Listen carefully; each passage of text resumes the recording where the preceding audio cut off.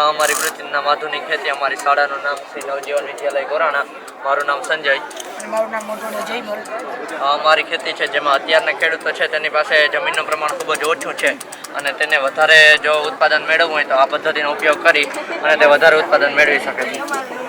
આ છે આપણું ખેતર. તેમાં આપણે આંબાના વૃક્ષ આવ્યા. આંબાના વૃક્ષનું કારણ એ છે કારણ કે પાસેથી જો નદી જતી હોય તો આપણું ખેતર વારંવાર ધોવાણ થતું હતું. તેના કારણે આપણે આંબાના વૃક્ષ આવ્યા, જેના કારણે આપણે એક ખેતરમાંથી બે પાક લઈ શકીએ છીએ. એક પાક આપણે જે ખેતરમાંથી લેતા હોય એવું કે ધાણા જીરું એવું, અને બીજું આપણે જે આંબા વાવ્યા તેમાંથી આપણે બીજો પાક લઈ શકીએ છીએ. અને તમે જોઈ શકો છો આપણે ખેતરને ફરતે આ તાર બાંધ્યો છે. એ તાર ઝટકા નથી, પરંતુ આ સાયરન વાગે તેવું છે. ઝટકા હોય તો કોઈ પણ પ્રાણીને નુકસાન થાય. આનાથી કોઈ પણ પ્રાણીને નુકસાન થતું નથી અને ખાલી સાયરન વાગે.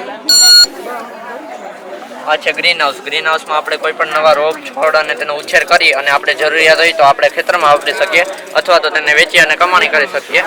આ છે તબેલો. તબેલામાં આપણે ગાયોનો રાખી અને તેના છાણ અને ગોબરને આપણે ગોબર ગેસમાં ઉપયોગ કરી અને તેના દ્વારા જે ગેસ પ્રાપ્ત થાય તેને કિચનમાં વાપરી શકીએ અથવા તો જે વધારે પેદાશ છે તેને આપણે ગ્રીન હાઉસ અથવા બીજાને વેચી પણ શકીએ.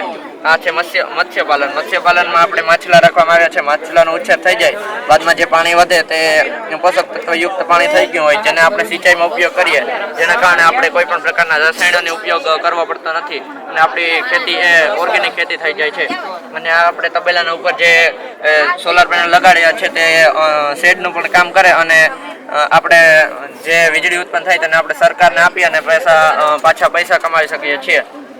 આ સોલાર પેનલ દ્વારા જે વીજળી ઉત્પન્ન થાય તેના દ્વારા આખી લાઇટિંગ ચાલે અને જે વરસાદનું પાણી પડે તે આ પાઇપ દ્વારા કૂવામાં જાય છે, જેથી આપણે કોઈ પણ સિઝનમાં ગમે તે પાક લેવો હોય તો આપણે કોઈ પણ પ્રકારની પાણીની ઘટ આવતી નથી. અને આ એક ઓટોમેટિક ગેટ છે જે બટન દ્વારા ખુલી અને બંધ થઈ શકે છે.